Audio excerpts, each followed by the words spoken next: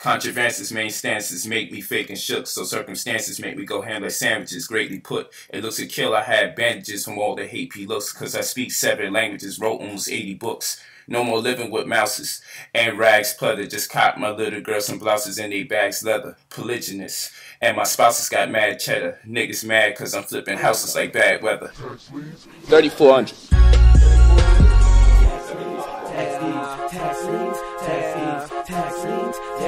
I'm caking off of these houses. Tax liens, I'm caking off of these houses. I'm caking off of these houses. I'm caking off of these houses. I'm caking off of these houses. Tax liens, I'm caking off of these houses. I'm caking off of these houses. I'm caking off of these houses. Tax liens. Hey, there's my birthday. Caking off of these houses. Smoking on exotic, cursing out my account. Tablet bag, red Jasper on my dashboard. When it comes to this cash, all I gotta do is just ask for it. Pass me mine, that alkaline, you know what I'm sipping. Since my niggas knocked me conscious, my universe is spinning. What you scared for? You scared, boy? You already know I flex. Swinging real low, juicing up that solar plex. Think of me, dinosaur. You a mouse, nigga, thumping on you hard. Rick came in your house, nigga. I lean on them, then put a lean on them. Alright, this is another Covenant testimonial video that we're going to share with our online community. I want everybody to introduce themselves first and foremost. Of course, I'm serving the illustrious Supreme Grand and Perception of the Covenant community and my lovely wife, Nisu Ted. I'm in that center, Tumre. We're here interviewing Salam Muhammad Ali. That's right. My wife. Amika Ali. This is Emmanuel Asar Ali. You should let him speak for himself. And on this side, to our left, Jamal Bey. Alexandria Bay. that's right, his lovely wife. And This is Osar, 5 days old, Osar Bey. Can't see his face, but he's there.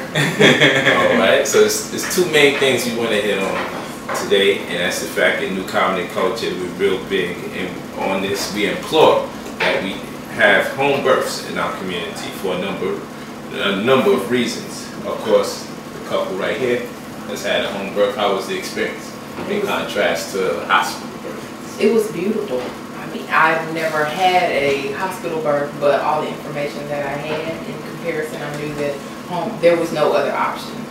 You know, we didn't have the experience of being pushed with drugs or all those hospital interventions.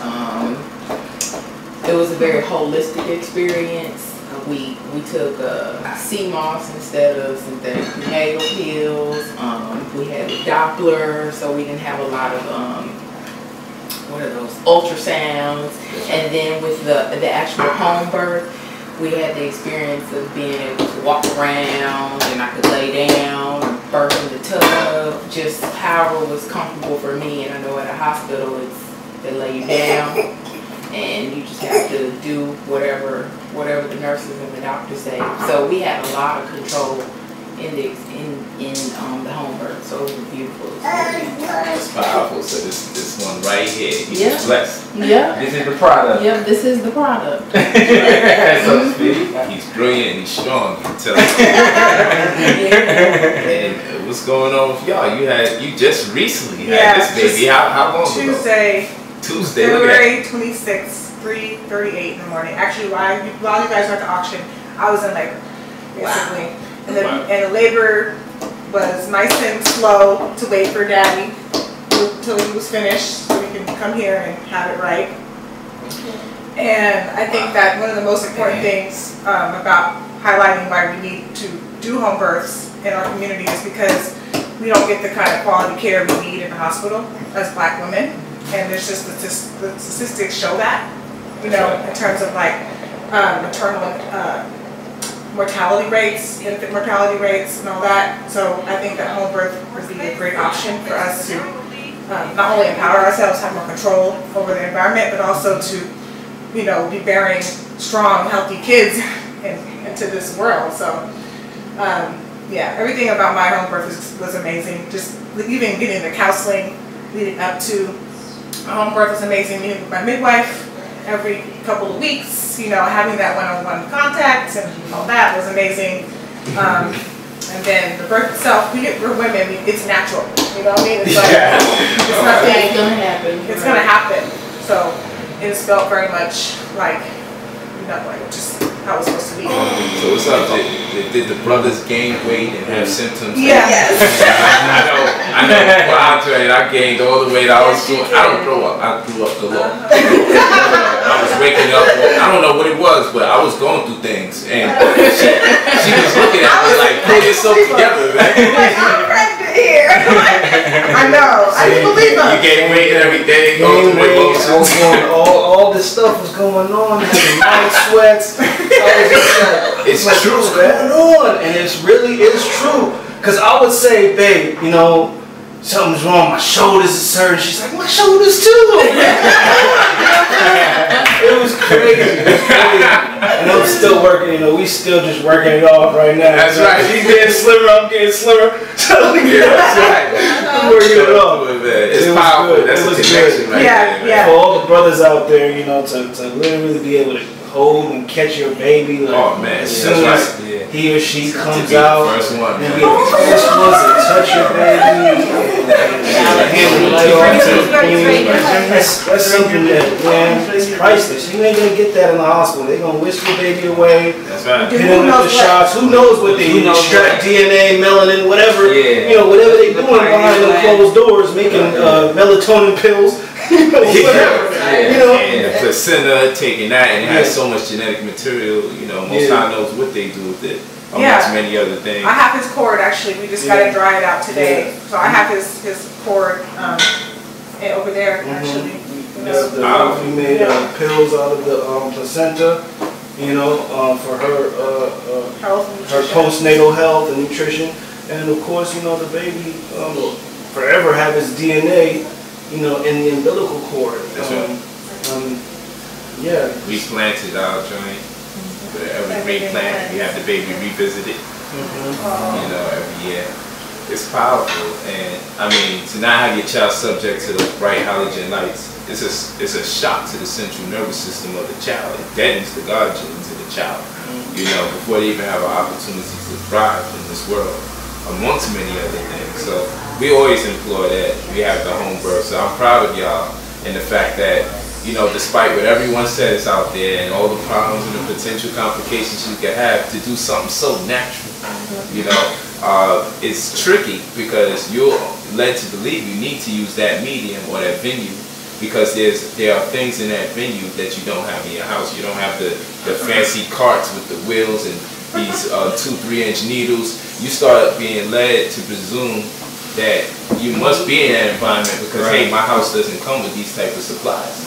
But that's just the technology that they added to the circumstance, and in order to make you feel like that you're not doing something you're supposed to do. Because just 50 years ago, people were giving birth to their children in homes. Right. Yeah, I mean, especially black people, we weren't allowed in hospitals. So it was just like my grandmother was had all her kids at home. That's right. The segregation was like, Yeah, especially in the South. yeah.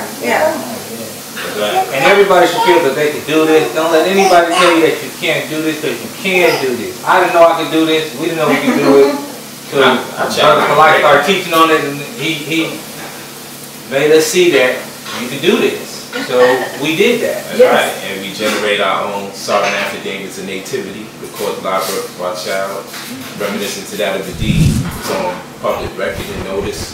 You know, the do's and the don'ts. We do the do's, you know, because it's better to get it in when the child is born as opposed for them to be subject to the state and then trying to put the process into retrograde or reciprocate it. It's better off if we don't have to always revoke something. Right. If we can just do it right the first time around, you know. So that's powerful. And you mentioned that while he was at the auction, obtaining properties, he was in labor. That's a powerful story to tell the child that you was engaging, you were in your inception in this newly found real estate paradigm as it relates to the new covenant way of purchasing property, to be able to go in there and get property 3-4 times more plus what it's worth.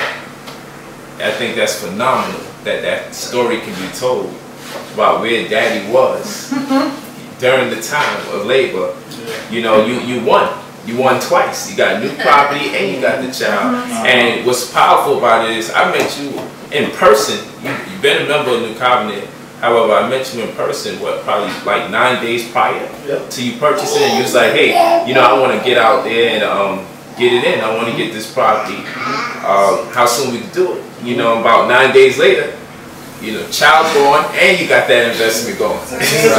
That's, you'll go get it, man. And the child is going to be proud of you, man. Yeah, you know, I mean, anyone who, you know, isn't on this program or this plan by now, you know, I don't know what to tell y'all, you know, because at this point, you know, if you got a family, that's right, and that's what you it's know, all about. You really want to think about your future, you know, forget all these games. There ain't nothing other right now. There's nothing other than building your assets and your equity, which will lead you on your spiritual path. That's right. To being the true God. And there's nothing else more than that. Spiritual economics. And spiritual economics. And so, you know, New Covenant, Brother Polite has embraced me as if I'm family and likewise. Because you are, that's right. You know, and so, you know, we in my house right now.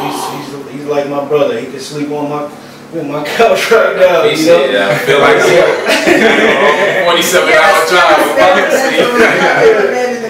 That's right. So, we embrace that, man. My brother right here, and you know, y'all doing a great thing, and many exceptional tasks in New Covenant. And you also got a chance to experience the auction and leave out there with an asset. And I want you to expound on how you feel. First of all, what was the demographic of the room? Like, what was the racial structure of the room when you was in there? I'd say at least 60% was Asian. Where, yeah, they were in their... They was in the building. Yeah, they were in the building, and then maybe another, what, 38% were Caucasian, and then the rest were us and miscellaneous. Exactly. Hybrids of all sorts of cultures. Right. Exactly. If someone was black, it was part of our group. Yeah, it was us. Exactly. Right. That was it. And that was amazing. That was eye-opening because, I mean, there were those properties there, and it's like you couldn't believe the prices. Especially the, like, $248,000 property for $20,000. Oh, yeah.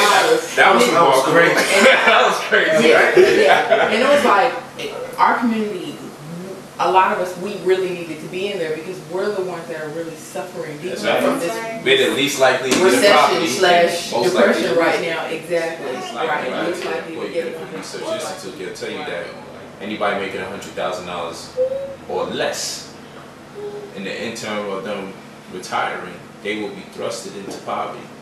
All right, and these are statistics that we have to take serious. Right, but they don't lie. Well, we don't like. I realize we don't like looking into the future. Right. We don't like looking into that crystal ball. We like to talk about what's going on now. We gotta get this money now. We gotta make this thing happen. It's very hard to get people, especially in the 35 and older generation, to conceptualize how to plan for something that transpires 20, 30 years from now. You know, you have to be cultivated to think like that. Right. You know, because what we're used to is, yo, if I give you $200, how soon can I make it 400? Yeah. And you say, give it 2 weeks. 2 weeks? Man, I'm just spending it right now, man. I ain't got no time for that. You know, that so the mentality is ill. Return like that. You know, it's ill. You know, so we don't have patient money. Right. It's a whole different philosophy. We have to be able to look at something and say, I'm willing to wait 10 years to see how it looks. Now, everything doesn't go like that, granted, and we can't afford to wait for 10 years for every investment. True. Right. But the more quality investments is what we're talking about, being able to be accessible to help your progeny, your children.